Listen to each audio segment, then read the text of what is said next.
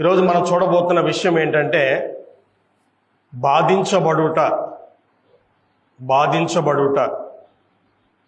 ఈ విషయాన్ని గురించి మనము ఆలోచన చేద్దాం.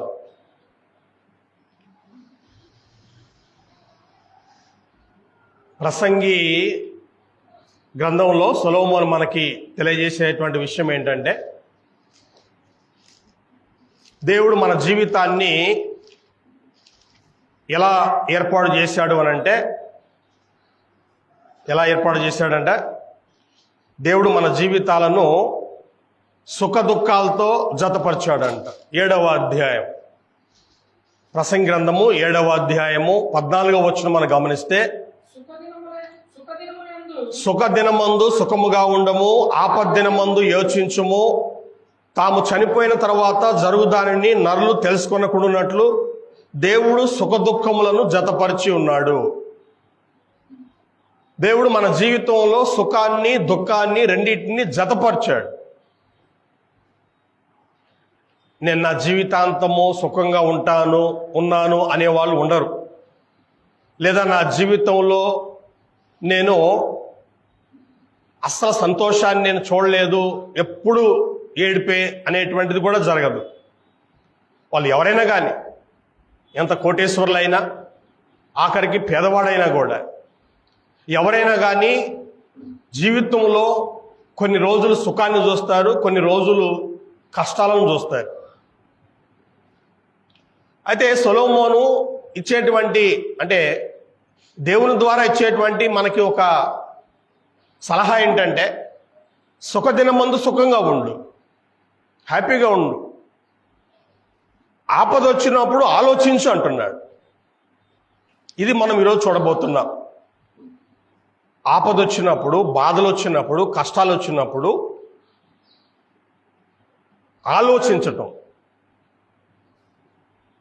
ఆలోచించాలి. ఎందుకు వచ్చింది, ఎలా వచ్చింది, ఎవరి వల్ల వచ్చింది అనేటువంటిది మనము ఆలోచించాలి.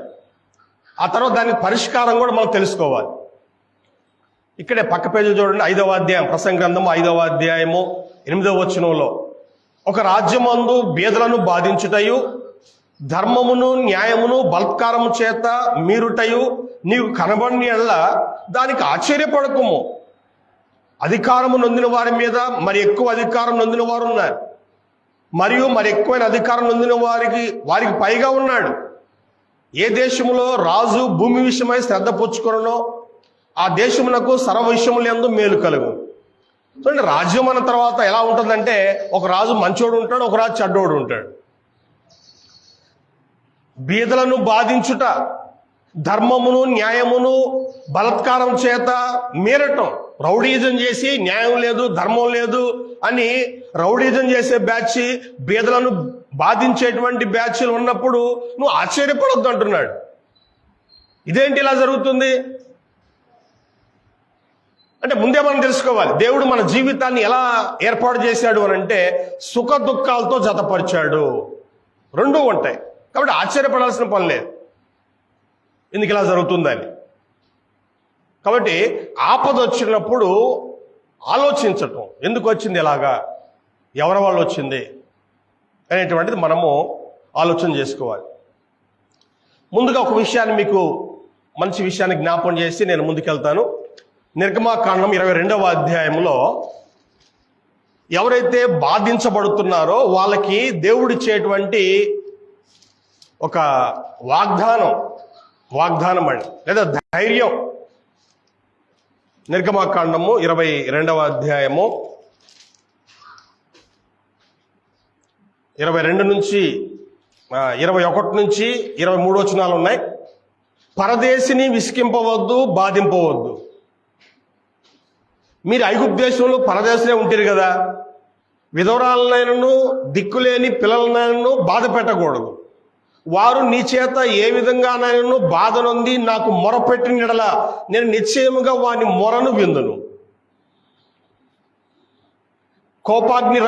నా కోపాగ్ని రగులుకొని మిమ్మల్ని కత్తి చేత చంపించేదను.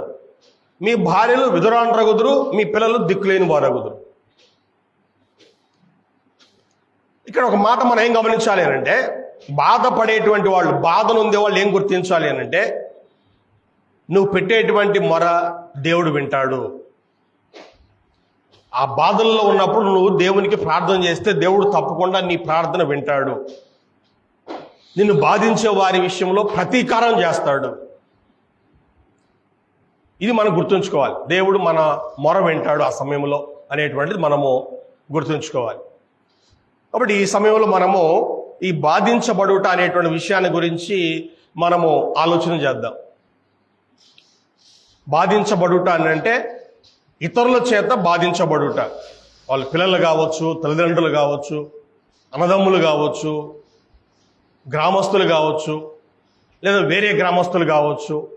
ఇలా బాధించబడుట అనంటే ఇతరుల చేత బాధించబడుట. రెండవది నీకు నువ్వే బాధ కలుగు చేసుకోవటం. నీకు నువ్వే బాధ కలుగు చేసుకోవటం. రెండు రకాలు ఉంటాయండి.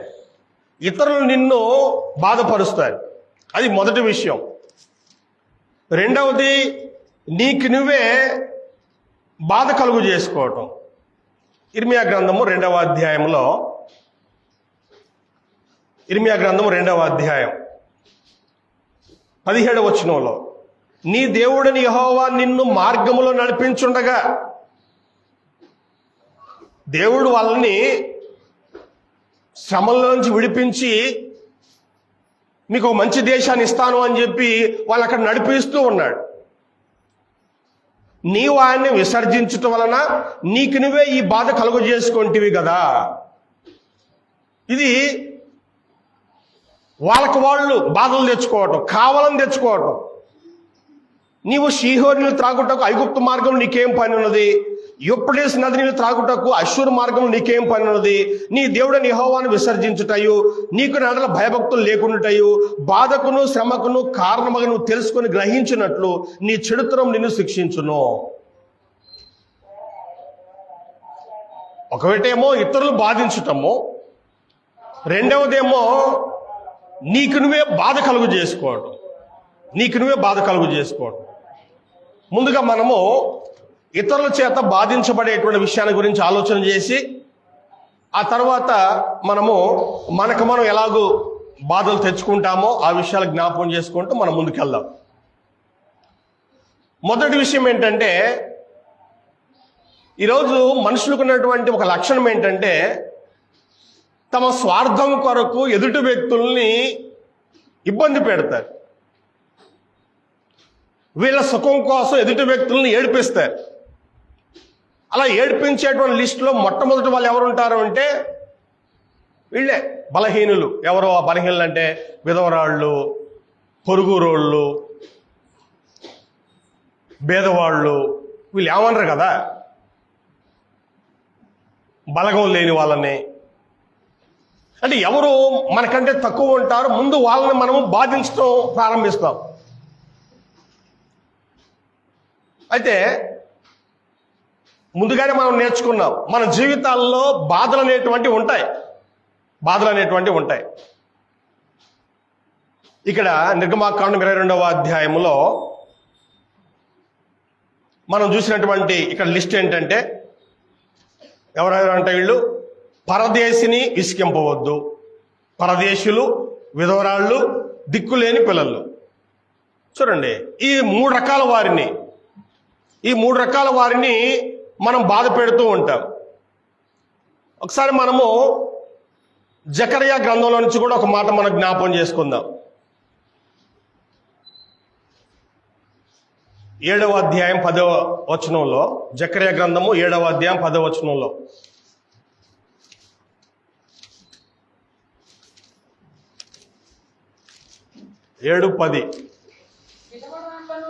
విధవరాండ్రను, తండ్రి లేని వారిని, పరదేశులను, దరిద్రులను బాధ పెట్టకుడి.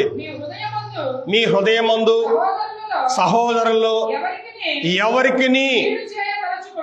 చూడండి, అంటే ఒక లిస్టు చెప్పి ఆ తర్వాత చివరికి ఏమంటాడు, సహోదరులు ఎవరికి కూడా కీడు చేయ తలపెట్టదు.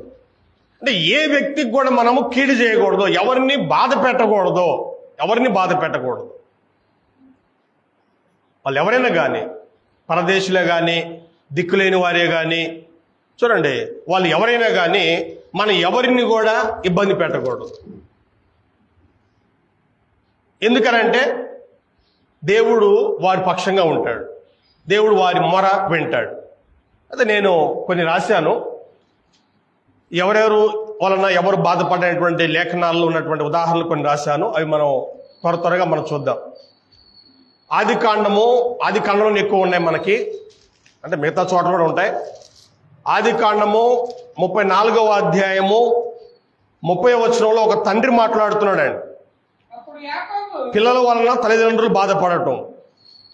అప్పుడు యాకోబు షిమ్యోనును లేవిని చూసి, మీరు నన్ను బాధపెట్టి ఈ దేశ నివాసులైన కనానీయుల్లోను పెరిజ్జీయుల్లోను అసహ్యునిగా చేసిదిరి.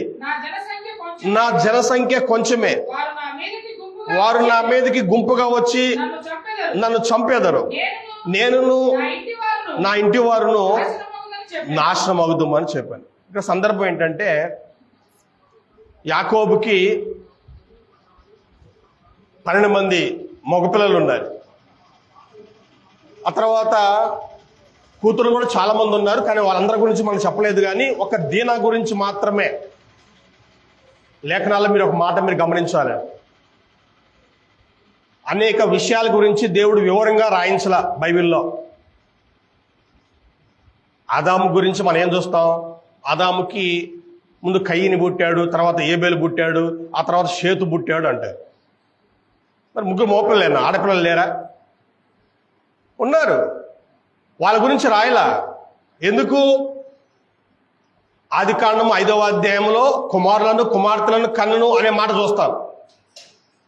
రాయకపోయినందువలన లేరని కాదు అక్కడ అర్థం. బైబిల్ ఎలా రాయబడిందంటే, ఏది అవసరమో దాన్ని తీసుకున్నారు. ఏ వ్యక్తులు అవసరమో వాళ్ళ గురించి రాశారు. కొంతమంది గురించి వివరంగా రాసిన, ఉదాహరణకి యెఫ్తా అనేటువంటి వ్యక్తి గురించి ఏం రాయబడిందంటే, ఆయనకు ఒకే ఒక కూతురు, ఇంకా ఆడపిల్లలు లేరు, మోపిల్లలు లేరు అన్నాడు. ఇక సమస్య లేదు. ఇంకా ఆయనకున్న ఒకతే కూతురు, ఇంకా ఆడపిల్లలు లేరు, ఇంక మోపిల్లలు లేరు. ఇంకా అలా చెప్తే తప్ప అందరి గురించి అలా వివరంగా చెప్పలే. ఇక్కడ యాకోబు వాళ్ళ కూతురు దీనా ఉంది. ఈమె ఏం చేసిందంటే, ఇంట్లో ఎవరిని తీసుకెళ్లకుండా బయటికి పోవాలనుకుంది. ఇంట్లో ఎవరిని తీసుకోకుండా ఒకతే బయటికి వెళ్ళింది. అసలు ఈ ఊరు చూద్దామని చెప్పి, కొత్తగా వాళ్ళ ఊరు వచ్చారు, అసలు ఈ ఊరు చూద్దామని చెప్పి ఒకతే బయటికి వెళ్ళింది. అక్కడ ఉన్నటువంటి ఒక వ్యక్తి, రాజుగారి కొడుకు, ఈ అమ్మాయిని చూసి ఇష్టపడి ఆ అమ్మాయిని పెళ్లి చేసుకోవాలనుకున్నాడు. ఆ అమ్మాయిని చెరిపాడు, పాడు చేశాడు. నేను పెళ్లి చేసుకుంటానని చెప్పి వాళ్ళ నాన్నని పంపించాడు. వాళ్ళ నాన్న వచ్చి వీళ్ళతో మాట్లాడాడు. సరే చేద్దామని చెప్పి మాట్లాడుకున్నారు. కానీ ఆ దీన అన్నలు, ఇక్కడ 2 పేర్లు ఇచ్చాడు మనకి, షిమ్యోను లేవి అనేటువంటి వీళ్ళిద్దరికీ, అంటే వీళ్ళేమో సొంత అన్నలు అన్నమాట. మనకు తెలుసుగా యాకోబుకి 4 భార్యలు ఉంటారు. కాబట్టి వీళ్ళిద్దరు ఏం చేశారు అంటే, ఎవరైతే వాళ్ళ అమ్మాయిని చెరిపారో వీళ్ళ నాన్న ఏం చెప్తాడంటే, మీరు మా సున్నతి పొందాలండి, మేమందరం కూడా సున్నతి పొందిన వాళ్ళము, మా పిల్లని ఇవ్వాలనుకుంటే సున్నతి పొందిన వారికి ఇస్తాము, వేరే వాళ్ళకి మేము ఇవ్వము అంటే, వాళ్ళందరూ మగవాళ్ళందరూ సున్నతి పొందారంట. ఆ పట్టణంలో, ఆ ఊరిలో మగవాళ్ళందరూ సున్నతి పొందారు. అంటే పెద్ద వయసులో పొందారు. వాళ్ళు బాధపడుతున్నారంట. అంటే ఒక వారం 10 రోజుల పాటు ఆ బాధ ఉంటుంది. కాబట్టి వాళ్ళు బాధపడుతూ ఉంటే, ఈలోపు ఇదే సమయం అని చెప్పి ఈ షిమ్యోను లేవి అనే ఇద్దరు ఏం చేశారు అంటే, కత్తులు తీసుకొని పోయి మగవాళ్ళ మొత్తాన్ని చంపేశారు. ఆ ఊర్లో ఉన్న మగవాళ్ళు మొత్తాన్ని చంపేశారు. మా అమ్మాయిని చెరుపుతారా? రాజుగారి కొడుకు చెరిపారు, రాజుగారిని చంపాలి, రాజుగారి కొడుకుని చంపాలా? కానీ ఆ ఊరిలో ప్రతి మగవాడిని చంపేశారంట. ఇప్పుడు యాకోబు అంటున్నాడు, చూడండి ఏమంటున్నాడు యాకోబు, మీరు నన్ను చాలా బాధ పెట్టారు. ఎందుకంటే నా జనసంఖ్య కొంచెమే, వారు నా మీద గుంపుగా వచ్చి నన్ను చంపెదరు. నేనును నా ఇంటి వారును నాశనం అగుదుము. ఈయన సంఖ్య తక్కువ. చూడండి, దేశం వాళ్ళది, ఈయన ఉండటానికి పోయాడు అక్కడికి. వీళ్ళ జనాభా తక్కువ. అలాంటిది వీళ్ళు వెనక ముందు చూడకుండా, ఆలోచన చేయకుండా పోయి ఆ మగవాళ్ళ మొత్తాన్ని చంపేశారు. మరి వాళ్ళ దేశం మొత్తం తిరుగుబాటు చేస్తే ఎలా ఉంటుంది పరిస్థితి? చూడండి, అంటే కొన్ని సందర్భాల్లో పిల్లల వలన తల్లిదండ్రులు బాధపడుతూ ఉంటారు. ఇదే కాదండి, చాలా విషయాల్లో, వివాహ విషయంలో కానీ మనందరికీ తెలుసు, ఏశావు యాకోబు అనేటువంటి ఇద్దరు వ్యక్తులు ఉన్నారు. ఇస్సాక్కి పెళ్ళైన 20 సంవత్సరాల తర్వాత పుట్టినటువంటి పిల్లలు లేక పుట్టారు. అది కవల పిల్లలు పుట్టారు. కానీ ఆ తర్వాత గమనిస్తే ఏమైంది తెలుసా? ఇస్సాకునంట వాళ్ళ పెద్ద కొడుకు. చూడండి ఒకసారి మనము 28వ అధ్యాయం, ఆదికాండం 28వ అధ్యాయంలో, ఆదికాండము 28వ అధ్యాయం 7వ వచనంలో, యాకోబు తన తల్లిదండ్రుల మాట విని పద్దానురామునకు వెళ్ళిపోయినను ఏశావు తెలుసుకున్నప్పుడు, ఇదిగాక కనాను కుమార్తెలు తన తండ్రి అయిన ఇస్సాకునకు ఇష్టరాండ్లు కారని ఏశావునకు తెలిసినప్పుడు, ఏశావు ఇష్మాయేలు వద్దకు వెళ్ళి తనకున్న భార్యలు కాక అబ్రహాము కుమారుడైన ఇష్మాయేలు కుమార్తెయు నెబాయేలు సహోదరినైన మహాలతును కూడా పెళ్లి చేసుకునేది. ఇంకా చూడండి, ఇస్సాకు, రెబెకా వీళ్ళిద్దరు కూడా పిల్లలకు ఒక మాట చెప్పారండి. ఏంటి ఆ మాట అంటే 28వ అధ్యాయం 1వ వచనంలో, నీవు కనాను కుమార్తెలో ఎవరిని వివాహం చేసుకోకూడదు. ఇక్కడ పిల్లలు మంచోళ్ళు కాదు. ఆ పై వచనంలో మనం చూస్తే 46వ వచనంలో రెబెకా మాట్లాడుతుంది, హేతు కుమార్తెల వలన నా ప్రాణం విసికింది. ఈ దేశస్తురాలైన హేతు కుమార్తెల్లో వీరి వంటి ఒకదాన్ని యాకోబు పెళ్లి చేసుకునేలా నా బ్రతుకు వల్ల నాకు ప్రయోజనమేమి? ఇక్కడ పిల్లలు మంచోళ్ళు కాదు, ఇక్కడ పిల్లల్ని ఎవరిని మీరు చేసుకోవద్దు అని ఇస్సాకు, రెబెకా ఇద్దరు కూడా యాకోబు చెప్పారు. పెద్దోడు కూడా చెప్పుకుంటారు, కానీ వాడు మొదటి నుంచి కూడా వినే రకం కాదు. వాడు అడవి మనిషి.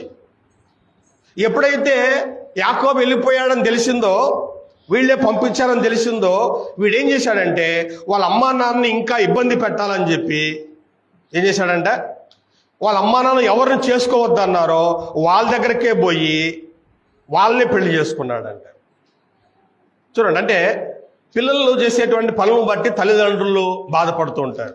ఏశావు చేసినటువంటి పనులను బట్టి మరి వాళ్ళ నాన్న వాళ్ళ అమ్మ బాధపడ్డారు. అంటే పిల్లల వలన తల్లిదండ్రులు బాధించబడుతుంటారు. ఇప్పుడు ఏం చేయాలి? దేవుడా ఎందుకు నాకు ఈ కొడుకులు ఇచ్చావు దేవుని తిట్టాలా? సొలొమోను మాకేం చెప్పాడు? ఆపద్దినమందు యోచించుమన్నాడు. ఆపద వచ్చినప్పుడు ఆలోచించు. పిల్లల వల్ల నీకు బాధ వచ్చినప్పుడు ఆలోచించాలి. ఏం ఆలోచించాలి? చూడండి, అంటే నేను పిల్లల్ని కరెక్ట్గా పెంచలేదేమో, లేకపోతే వాళ్ళు రెక్కలు వచ్చాయి కదా, వాళ్ళు సొంత నిర్ణయాలు తీసుకుంటున్నారు. ఇది పిల్లలు చేసినటువంటి పొరపాటు. దేవుడేం చేయాల?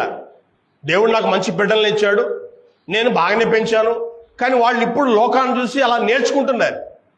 ఒక మాట మీరు గమనించాలి, మనుషులు ఎలాంటి స్వభావం కలిగిన వాళ్ళంటే మొదటి నుంచి మంచితనంగా ఉన్న కొన్ని సందర్భాల్లో లోకాన్ని చూసి, లోకాన్ని స్నేహించి లోకంతో కలిసిపోతారు, లోకస్తులాగా జీవిస్తారు. మనకు తెలుసు కదా, ఇశ్రాయేలు ప్రజలు దేవుడు వాళ్ళని ఏర్పాటు చేసుకున్న దగ్గర నుంచి వాళ్ళకి రాజు అనేటువంటి వ్యవస్థ లేదు. నాయకులు ఉండేవాళ్ళు. మోషే నాయకుడు, యెహోషువ నాయకుడు, ఆ తర్వాత యెహోషువ తర్వాత న్యాయాధిపతులు వచ్చారు. ఇలాంటి నాయకులు ఉన్నారు తప్ప రాజరిక వ్యవస్థ లేదు. కానీ ఏం జరిగింది? వాళ్ళు అందరిని చూసుకుంటూ వస్తున్నారు. చివరికి సమూయేలు ఉన్నప్పుడు వాళ్ళు ఏం చెప్పారంటే, సమూయేలుని పిలిచి మాకు రాజు కావాలి, అందరిలాగా మేము ఉండాలి. అంటే కొన్ని సందర్భాల్లో మంచితనంగా మనము ఉంటున్నప్పటికి కూడా లోకాన్ని చూసి మనం కూడా మేము అలా ఎన్నుకుండకూడదు అనుకుంటాం. కాబట్టి ఇక్కడ పిల్లల వలన తల్లిదండ్రులు బాధపడుతున్నప్పుడు చూడండి, కొద్దిగా ఆలోచించటం. యెషయా గ్రంథం 1వ అధ్యాయంలో దేవుడే బాధపడుతున్నాడండి. యెషయా గ్రంథం 1వ అధ్యాయము 2వ వచనంలో యెహోవా మాట్లాడుచున్నాడు, ఆకాశము ఆలకించము, భూమి సేవ్యము, నే పిల్లలను పెంచి గొప్పవారిగా చేసి తిని వారు నా మీద తిరుగుబడి ఉన్నారు. దేవుడే బాధపడుతున్నాడు. ఆ బాధను ఎవరితో చెప్పుకుంటున్నాడంటే ఆకాశంతోటి భూమితో చెప్పుకుంటున్నాడు. చూడండి, మనం బాధ వచ్చినప్పుడు ఎవరికో చెప్పుకుంటాం, కానీ దేవుడైతే ఎవరికి చెప్పాలన్నా ఎవరున్నారు? అందరూ ఆయన బిడ్డలే, అందరూ ఆయన బాధ పెడుతున్నారు. కాబట్టి ఎవరితో చెప్పుకోలేక ఆయన ఆకాశంతో భూమితో చెప్పుకుంటున్నాడు. నేను పిల్లలను పెంచి గొప్పవారిగా చేశాను, వాళ్ళు నా మీద తిరుగుబాటు చేశారు. ఇలా ఉంటున్న పరిస్థితి. కొన్ని సందర్భాల్లో పిల్లల వలన తల్లిదండ్రులు బాధపడుతూ ఉంటారు. ఆ తర్వాత చూడండి, కొన్ని సందర్భాల్లో భర్త వలన భార్యలు ఇబ్బంది పడటమో, లేదా భార్యల వలన భర్త ఇబ్బంది పడటమో, ఇలా కుటుంబ వ్యవస్థలో ఒకరినొకరు సరిగా అర్థం చేసుకోకపోవటం వలన కొన్ని బాధలు వస్తుంటాయి. ఇక్కడ 34వ అధ్యాయం ఆదికాండంలో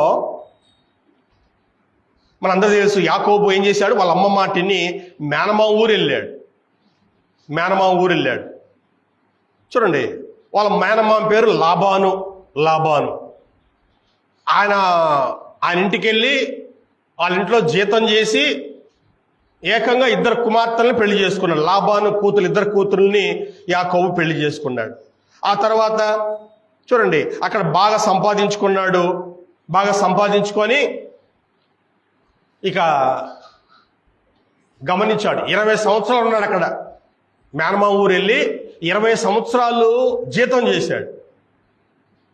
అయితే చివరికి 20వ సంవత్సరంలో అతను గ్రహించింది ఏంటంటే, మా మామ, పిల్లనిచ్చిన మామ మొదట్లో ఉన్నంత ప్రేమ ఇప్పుడు లేదు.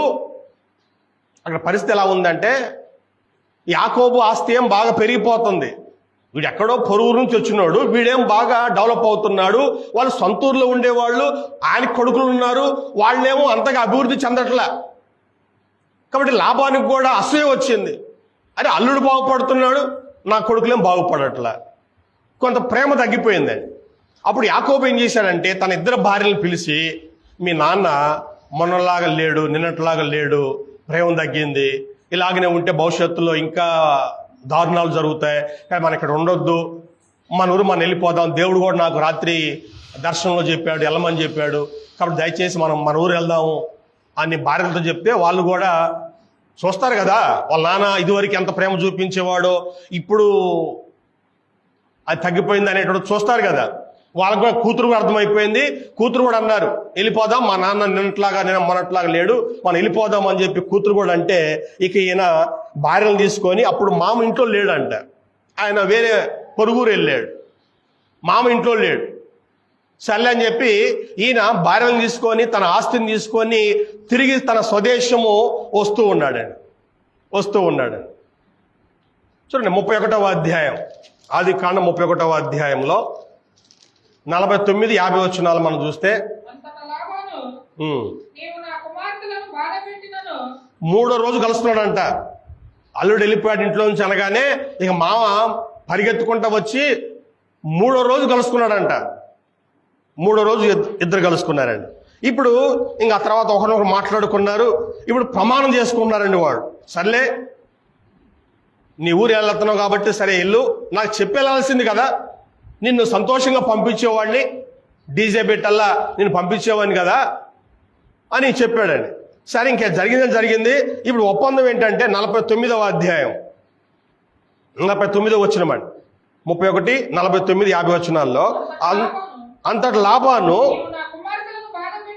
నీవు నా కుమార్తెలను బాధ పెట్టినను, నా కుమార్తెలను గాక ఇతర స్త్రీలను పెళ్లి చేసుకున్నాను, చూడుము మన యొద్ద ఎవరునూ లేరు కదా, నాకును నీకును దేవుడే సాక్షి అని చెప్పాను. చూడండి, నా కుమార్తెలను బాధ పెడితే 2 కూతుర్లు ఇచ్చాను, ఒకళ్ళని కాదు 2 కూతుర్లు ఇచ్చాను, నువ్వు రేపు వేరే వాళ్ళు ఇంకా ఎవరన్నా పెళ్లి చేసుకొని నా 2 కూతుర్లని ఇబ్బంది పెడితే, అంటే ఆ కాలంలో ఉన్న ఒక వ్యవస్థ ఏంటంటే, ఒక పురుషుడు ఎంతమంది స్త్రీలైనా వివాహం చేసుకోవచ్చు.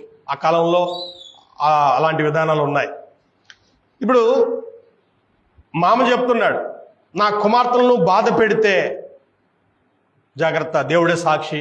అంటే కుటుంబ వ్యవస్థలో భార్యాభర్తల మధ్యలో సమస్యలు వస్తాయండి, ఒకరొకరు ఇబ్బంది పెట్టుకుంటారు. మనం సామెతల గ్రంథం చూసినప్పుడు, సామెతల గ్రంథంలో సొలొమోను చూడండి, ఈయన ఒకటి కాదు రెండు కాదు కదా, ఈయన 1000 మంది స్త్రీలను మెయింటైన్ చేశాడు కదా. కాబట్టి ఈయన తెలుసండి. 21వ అధ్యాయం అంటే చాలా ఉన్నాయి. సామెతలు 21:19 ప్రాణము విసికించు జగడగొండి దానితో కాపురం చేయట కంటే అరణ్య భూమిలో నివసించడం మేలు. ఈయన మొదట్లో స్త్రీల మీద వ్యామోహంతో చాలా మందిని చేసుకున్నాడు. రాజును కదా, బాగా డబ్బులు ఉన్నాయని చెప్పి 700 మంది భార్యను చేసుకున్నాడంట. అఫీషియల్గా 700 మంది, ఇంకా 300 మంది అన్అఫీషియల్ అనమాట. ఈయన తెలుసు స్త్రీల వలన ఎంత బాధపడ్డాడు. తర్వాత మొదట్లో సంతోషంగా ఉన్నా ఆ తర్వాత వాళ్ళ వలన ఎన్నో బాధలు పడ్డాడు. చివరికి ఇదే సొలొమోను భార్యల వలననే భ్రష్టుడైపోయాడు. మహాజ్ఞాని, ఆ తర్వాత భ్రష్టుడైపోయాడు. ఈయన మనకు చెప్పేది ఏంటంటే ప్రాణము విసికించేటువంటి భార్యలు ఉంటారు. అంటే భర్తని బాధ పెట్టే భార్యలు ఉంటారు. అలాగనే భార్యను బాధ పెట్టే వాళ్ళు ఉంటారండి, ఇద్దరు ఉంటారండి. కొలస్సై పత్రిక 3వ అధ్యాయంలో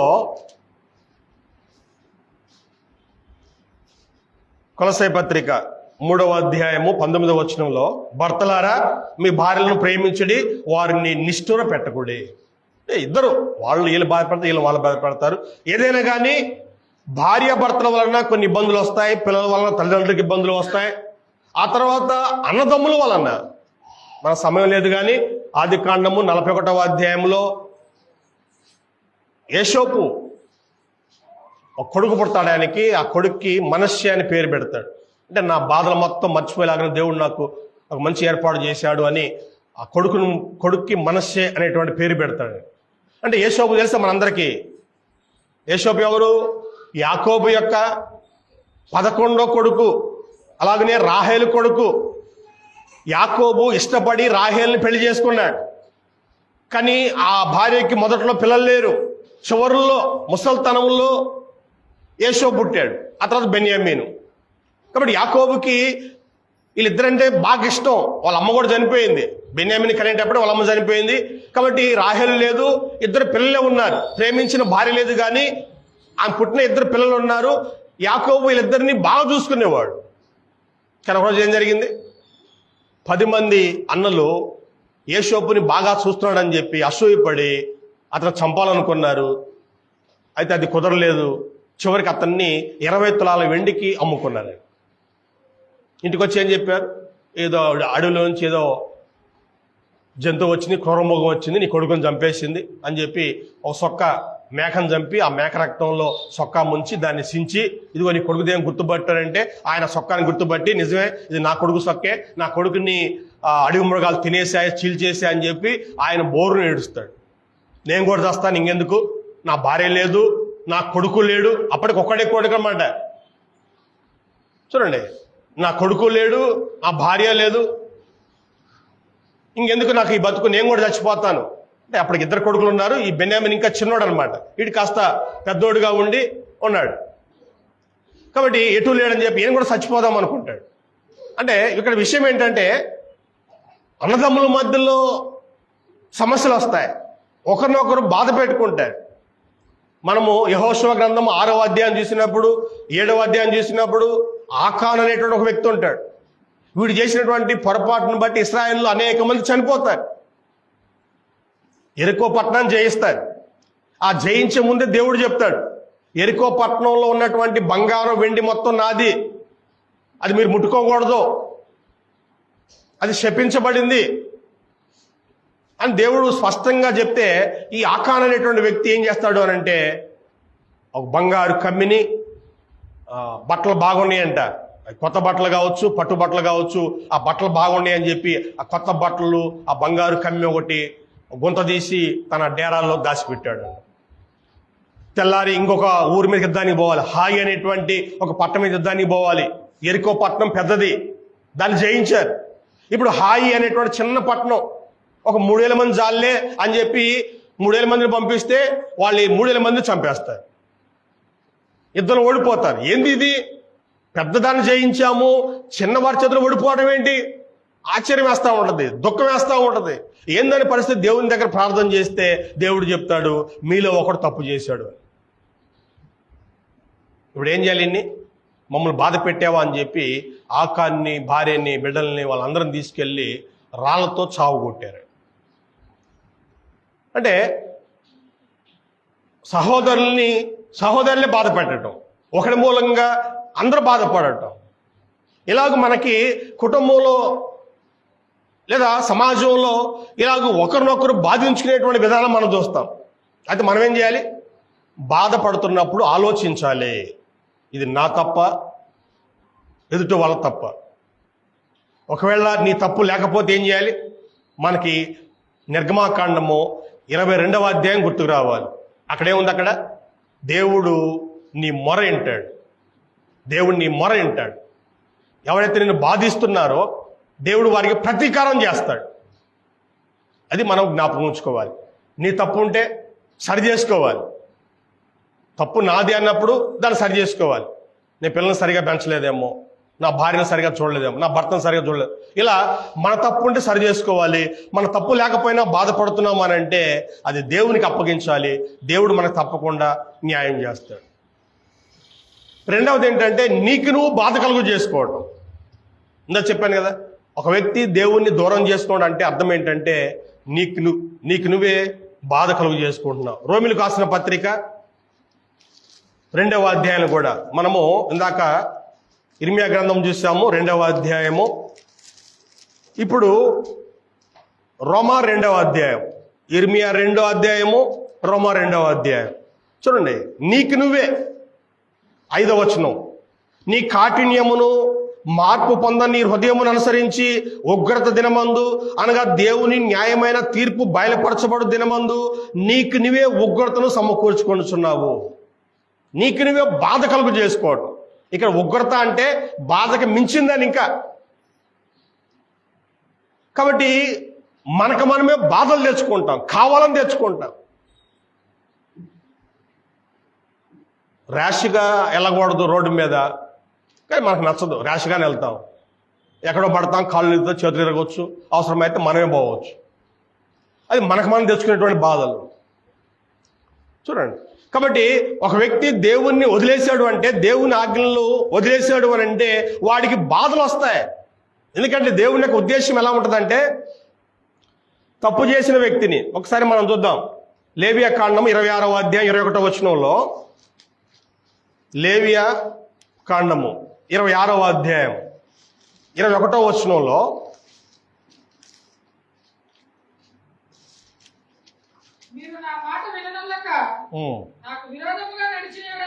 మీరు నా మాట విననొల్లక నాకు విరోధంగా నడిచిన యెడల నేను మీ పాపమును బట్టి మరి 7 అంతలుగా మిమ్మును బాధించదను. దేవుడు చూస్తూ ఊరుకోడు. నువ్వు దేవుని ఆజ్ఞలు పాటించకపోతే దేవుడు చూస్తూ ఊరుకోడు. 7 అంతలు బాధ పెడతాడంట.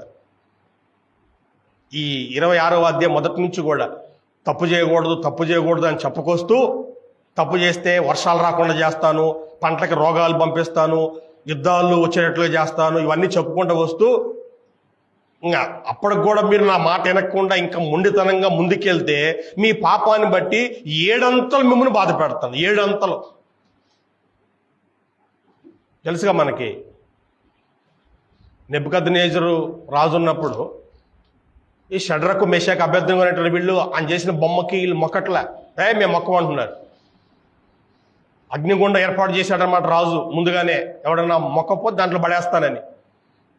వీళ్ళు మొక్కట్లా, అగ్నిగుండానికి కూడా భయపడట్లా. రాజుగారికి ఈ విషయం తెలిసింది, పిలిచాడు. ఏంద్రా అబ్బాయి నిజమేనా? నిజమే సార్, మేము మాత్రం మొక్కం, మమ్మల్ని చంపినా బాధ లేదు, మేము మాత్రం మొక్కం అన్నారు. రాజుగారితోనే డైరెక్ట్గా మాట అనేసరికల్లా ఆయన కోపం వచ్చి అగ్నిగుండాన్ని 7 అంతలు పెంచాడంట. 7 అంతలు. మామూలుగానే అది భయంకరంగా ఉంటుంది అగ్నిగుండం, దాన్ని ఇంకా 7 అంతలు పెంచాడంట. దాని ప్రభావం ఎలా ఉందంటే దగ్గరకు పోతేనే చచ్చిపోతున్నారు, పడేయటం కాదు ఆడ సమస్య. ఆ అగ్నిగుండానికి కొంచెం దగ్గరగా పోతేనే చచ్చిపోతున్నారు, పడేయటానికి పోయిన వాళ్ళే చచ్చిపోయారంట. అంటే కోపాన్ని ఎక్కువ చేయటం అన్నమాట. దేవుడు కూడా అలాగే మన మొండితనంగా ఎన్నిసార్లు చెప్పిన వినకుండా మొండితనంగా అలాగనే ముందుకెళ్తే దేవుడు అంటున్నాడు 7 అంతలుగా నువ్వు బాధిస్తాను, పెంచుతాను. నా శిక్షని 7 అంతలు నెబుకద్నెజరు పెంచాడే అగ్నిగుండాన్ని 7 అంతలు, అలాగే దేవుడు కూడా అగ్నిగుండాన్ని 7 అంతలు పెంచుతాడు. దేవునితో చాలా జాగ్రత్తగా ఉండాలి. కాబట్టి ఒకటేమో ఇతరులు నిన్ను బాధించటము, ఇంకోటేమో నీకు నువ్వు బాధపడటం, బాధలు తెచ్చుకోవడం. మూడో చెప్పి మనం ముగించుకుందామండి. మూడోది ఏంటంటే నీతి కొరకు బాధపడటం. అంటే నీతి కొరకు అని అంటే అర్థం ఏంటి? మత్తయి సువార్త 5వ అధ్యాయంలో 10, 11, 12 వచనాల్లో నీతి నిమిత్తము హింసించబడువారు ధన్యులు, పరలోక రాజ్యము వారిది. నా నిమిత్తము జనులను నిందించి హింసించి మీ మీద అబద్ధముగా చెడ్డ మాటలల్లా పలుకున్నప్పుడు మీరు ధన్యులు. సంతోషించి ఆనందించుడి, పరలోకమందు మీ ఫలము అధికమగును. ఇలాగున వారు మీకు పూర్వమందున్న ప్రవక్తలను హింసించిరి. నీతి కొరకు బాధపడటం, నీతి కొరకు హింసింపబడటం. నీతి కొరకు అని అంటే, నీతి అంటే ఏంటంటే హద్దుల్లో ఉండటం, యెహోవాని అనుసరించటం నీతి. ఎందుకంటే ఆయనే దేవుడు, ఆయన తప్ప ఇంకెవరు లేరు. మన సృష్టికర్త ఆయన, మన పుట్టించింది ఆయన, మన పోషించేది ఆయన. కాబట్టి ఆయన్ని మొక్కటము అది నీతి, అది మన బాధ్యత. కానీ కొన్ని చోట్ల ఏం జరుగుద్దంటే, ఈ దేవుని నమ్ముకుంటే మేము చంపేస్తాము, ఈ దేవుని నమ్ముకుంటే మిమ్మల్ని జైలు వేస్తాము, ఇలాంటి జరుగుతూ ఉంటాయి. అలాంటప్పుడు ఏం చేయాలి? ఇప్పుడు నీతిగా ఉండాలనా, నీతిని వదిలేయాలా? యెహోవాని తప్ప వేరొకరిని ఆరాధిస్తే అది అవినీతి అవుతుంది, అవినీతి అవుతుందని. ఇప్పుడు చూడండి, భార్య భర్త ఇద్దరున్నారు. భర్త పని ఏంటంటే ఆయన భార్య కోసం బిడ్డల కోసము కష్టపడతాడు, వారిని పోషించి కాపాడి సంరక్షించడానికి కష్టపడతాడు.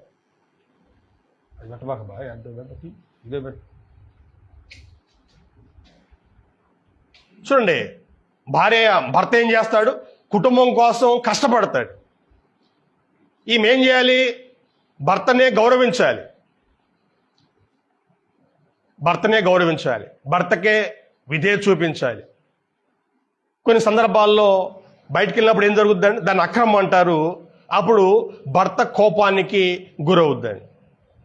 భర్తతో ఉండటము నీతి, బయటికి వెళ్ళటం అనేటువంటిది అది అవినీతి, దుర్మార్గం. కాబట్టి దేవుడు కూడా అలాగే, యెహోవాను అనుసరిస్తే అది నీతి, వేరే దేవుణ్ణి ఏర్పాటు చేసుకుంటే అది అక్రమ సంబంధం అవుతుంది, అక్రమం అవుతుంది. అది మీకు గతంలో కూడా చెప్పాను. దేవునికి 3 విషయాలంటే కోపం. ఒకటి వ్యభిచారము, రెండవది విగ్రహారాధన, మూడవది ఒక మనిషిని చంపటం. ఈ 3 అంటే దేవునికి మహాకోపం అండి. ఒకటి విగ్రహారాధన. ఈ విగ్రహారాధనని దేవుడు ఎలా దాన్ని వర్ణించాడు అని అంటే ఆత్మీయ వ్యభిచారంగా. శారీరక వ్యభిచారం ఒకటి ఉంటుంది, ఆత్మీయ వ్యభిచారం కూడా. యెహోవాని తప్ప వేరొక దేవుణ్ణి పూజిస్తే అది ఆత్మీయ వ్యభిచారం అవుతుంది. దేవుడు ఈయనే, నువ్వు పూజించాలంటే ఈయన్నే పూజించాలి, ఇంకెవరిని దేవుడి స్థానంలో ఉంచకూడదు. దేవునికి మహాకోపం. కాబట్టి కొన్ని సందర్భాలు ఏం జరుగుతుందంటే నీతి నిమిత్తము హింసింపబడతాయి. ఇందాక మనం చూసాం కదా, దానియేలు గ్రంథంలో నెబుకద్నెజరు రాజు ఏం చేశాడంట? చూడండి, ఒక మాట మనం జ్ఞాపం చేసుకుందాం. అంటే చాలాసార్లు మనం చూసాం దాన్ని, సందర్భాన్ని బట్టి మరొకసారి మనము ఆ వచనాన్ని మనం జ్ఞాపం చేసుకుందాం. ఇక్కడ నెబుకద్నెజరు వంటి ఈ రాజు ప్రపంచానికి రాజు అండి, ప్రపంచానికి రాజు. 3వ అధ్యాయం, దానియేలు గ్రంథము 3వ అధ్యాయంలో, దానియేలు గ్రంథం 3వ అధ్యాయం 5వ వచనంలో బాకా, పిల్లంగురవి, పెద్ద వీణ, సుంపోనియా, వీణ, విపంచిక, సకల విధములకు వాద్యధ్వనులు మీకు వినబడినప్పుడు రాజుకు నెబుకద్నెజరు నిలవబెట్టించిన బంగారు ప్రతిమ ఎదుట సాగిలపడి నమస్కరించుడి. సాగిలపడి నమస్కరింపని వాడెవడో వాడు మండుచున్న అగ్నిగుండంలో తక్షణమే వేయబడును. ఈయన ఏం చేశాడంటే ఒక బంగారు ప్రతిమ, మరి బంగారు యాడ్ నుంచి వచ్చిందో మనోడికి 90 అడుగులు ఎత్తు అండి ఆ బొమ్మ. 60 మూరలు అంటే 90 అడుగులు ఎత్తు, 60 మూరల వెడల్పు. ఎత్తు ఎంత ఉందో వెడల్పు కూడా అంతే ఉందంట ఆ బొమ్మ. మరి ఎలా తయారు చేశారు కానీ బంగారంతో అంత పెద్ద బొమ్మను ఏర్పాటు, 90 అడుగులు ఎత్తు, 90 అడుగుల వెడల్పు. ఈ బొమ్మ తయారు చేసి దాన్ని నిలబెట్టి మేము ఈ వాయిద్యాలు వాయిస్తాము, డీజే మోగిస్తాము. అప్పుడు ఏం చేయాలి మీరు? ఆ ప్రతిమ ఎదుట, ఆ బొమ్మ ఎదుట సాగిలపడి నమస్కారం చేయాలి. బోర్ల పడుకొని దండం పెట్టాలి. ఒక పక్క డీజే వాయిస్తూ ఉంటారు. మనం ఏం చేయాలంటే అందరం కూడా ఏం చేయాలి? బొమ్మను చూసి ఏం చేయాలంట? బోర్లకు పడుకొని దాన్ని దండం పెట్టాలంట. రాజు ఆజ్ఞ అది. లేకపోతే వెంటనే ఇక వాయిదాలే లేవు. ఇంకా ఎవడైతే మొక్కడో పక్కన అగ్నిగుండం ఉంది, మొక్కుతావా లేదా దాంట్లో పడేయమంటావా? రెండే ఆప్షన్లు. ఇంకా ఇక్కడ విషయం ఏంటి? ప్రతి మనిషి కూడా దేవునికి లోబడాలి. దేవుడు ఏం చెప్పాడు? నిర్గమాకాండం 20వ అధ్యాయంలో, పైన ఆకాశం అందే కానీ క్రింద భూమి అందే కానీ భూమి కింద నీళ్ళందే కానీ ఉండు దేని రూపమునైను 4వ వచనం 5వ వచనంలో విగ్రహం నువ్వు చేసుకోకూడదు, దేనికి సాగిలపడకూడదు, దేనిని పూజించకూడదు. ఇది దేవుని ఆజ్ఞ. ఎవడైనా సరే, ఏ దేశమైనా సరే, మనిషి అనేవాడు ఏ బొమ్మకి మొక్కకూడదు, దేనికి సాగిలపడకూడదు. మరి ఇప్పుడు దేవుని మాట వినాలా, రాజుగారి మాట వినాలా? ఈయన చంపేస్తానంటున్నాడు, వెంటనే చంపేస్తానంటున్నాడు. దేవుడు అన్యాయం కొద్దిగా ఆగుతాడు, తర్వాత చూస్తాడు ఆయన, తర్వాత ఆయన చంపుతాడు. ఈ రాజు మాత్రం అలా కాదు, స్పాట్లో ఇక శిక్ష. 3 యవనస్తులు ఉన్నారండి. వీళ్ళు ఏం చేస్తున్నారు చూడండి, 17వ వచనంలో, మేము సేవించున్న దేవుడు మండుచున్న వేడిమి గల ఈ అగ్నిగుండంలోంచి మమ్మల్ని తప్పించి రక్షించుటకు సమర్థుడు. మరియు నీ వశమున పడకుండా ఆయన మమ్మల్ని రక్షించును.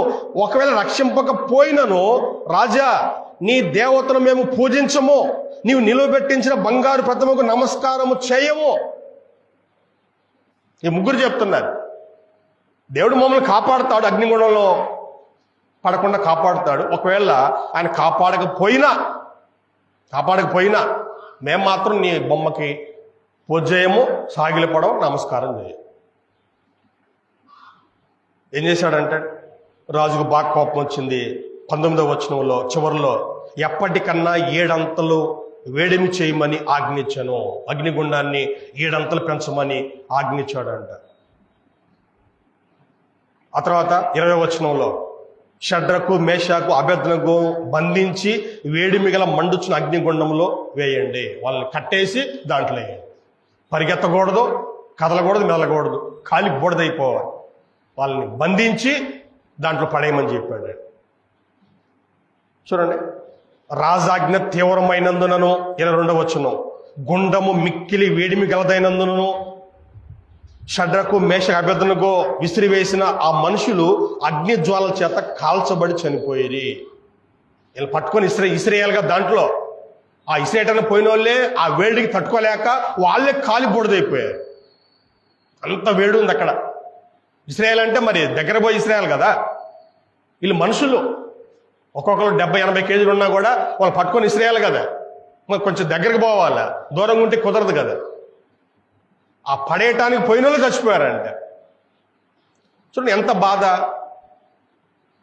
కానీ నీతి కొరకు వీళ్ళు బాధపడటానికి కూడా వీళ్ళు ఒప్పుకున్నారు.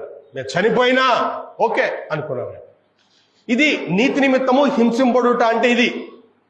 జస్ట్ నేను ఇది చెప్పాను, కానీ ఇంతకంటే భయంకరంగా ఉన్నాయి.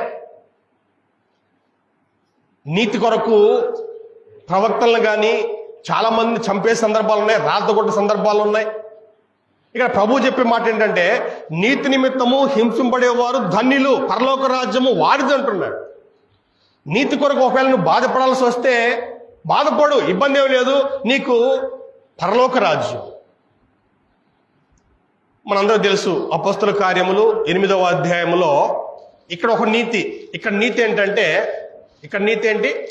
దేవుడు ఒక సంఘాన్ని కట్టాడు యేసుక్రీస్తు ద్వారా. అందరూ ఆ సంఘంలో ఉండాలి, అందరూ కూడా క్రీస్తు సంఘంలో ఉండాలి. కానీ క్రీస్తు సంఘం కట్టడానికి ముందు అక్కడ ఇంకో సంఘం ఉంది. ఏంటి ఆ సంఘము? మోషే ద్వారా ఏర్పాటైనటువంటి యోదయ సమాజం ఒకటి ఉంది, యోదయ సంఘం ఒకటి ఉంది. అంతకంటే ముందు క్రీస్తు ఒక సంఘాన్ని కట్టాడు. క్రీస్తు సంఘాన్ని కట్టడానికి ముందు యోదయ సమాజం ఉంది, ఇశ్రాయేలు సమాజం ఉంది. వాళ్ళని కూడా సంఘం అని పిలిచారండి వాళ్ళని కూడా. చూడండి ఇప్పుడు ఏం జరుగుతూ ఉంది. 8వ అధ్యాయము 1వ వచనం. ఆ కాలమందు యెరూషలేములోని సంఘమునకు గొప్ప హింస కలిగినందున, సంఘానికి గొప్ప హింస వచ్చిందంట. ఎందుకు? మీరెవర్రా ఈ మధ్య వచ్చారు? మొదటి నుంచి మోషే కాలం నుంచి మాకు ధర్మశాస్త్రం ఉంది, మాది ఒక సంఘం. ఇప్పుడు మీరొచ్చి కొత్తగా ఏదో సంఘాన్ని పెట్టారంట, కొత్తగా ఏదో మతాన్ని పెట్టారంట. నజరేయుల మతం అంటే ఇది.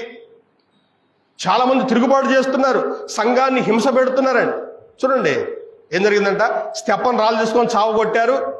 3వ వచనంలో సౌలైతే ఇంటింటా జొచ్చి పురుషులను స్త్రీలను ఈడ్చుకొని పోయి చెరసాల్లో వేయించి సంఘమును పాడు చేయించుండెను.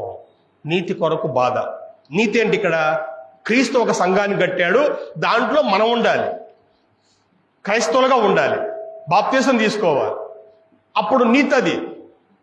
వీళ్ళేమంటారు? మీరు ఆ సంఘంలో బాప్తీసం తీసుకుంటే, మీరు ఆ సంఘానికి వెళ్తే మేము జైలు వేస్తాము, మేము చంపుతాము, మేము కొడతాము అంటున్నారు. ఇప్పుడు ఏం చేయాలా? వీళ్ళకి భయపడి క్రీస్తుని వద్దనుకోవాలనా? క్రీస్తు కట్టిన సంఘాన్ని వద్దనుకోవాలనా?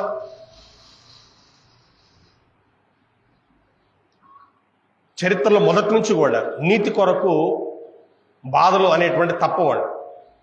ఒక వ్యక్తి నీతిగా ఉంటున్నప్పుడు బాధలు వస్తాయి, తప్పకుండా బాధలు వస్తాయి.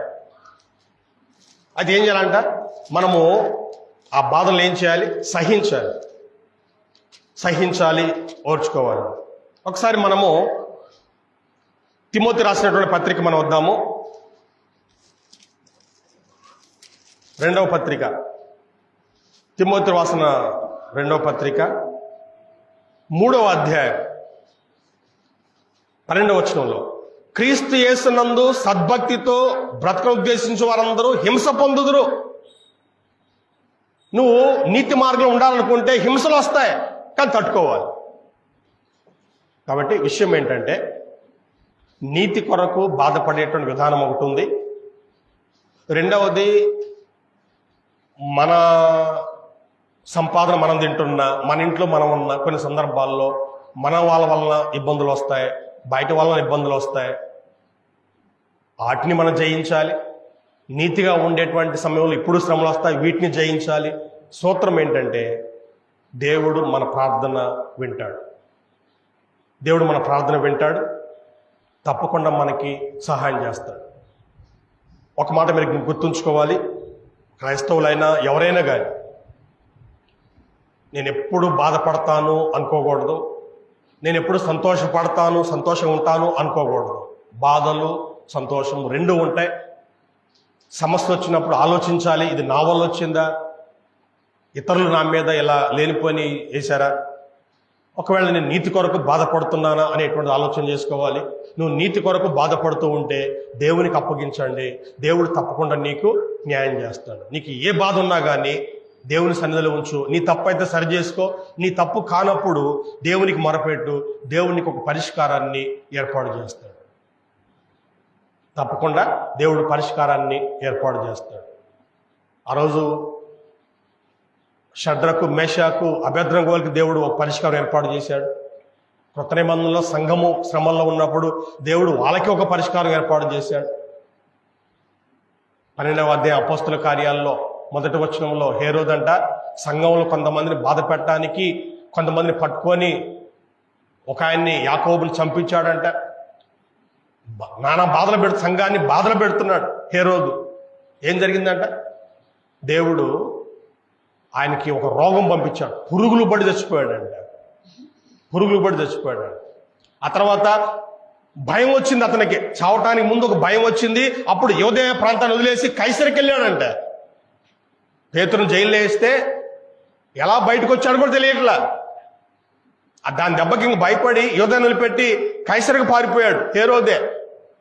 కాబట్టి నీతి కొరకు బాధపడితే దేవుడు దానికి ఒక పరిష్కారం ఏర్పాటు చేస్తాడు. మనము ఎలా ఉండాలంటే దేవుడు ఉన్నాడు అనేటువంటి ధైర్యంతో శ్రమలను జయించగలగాలి, బాధలను భరించగలగాలి.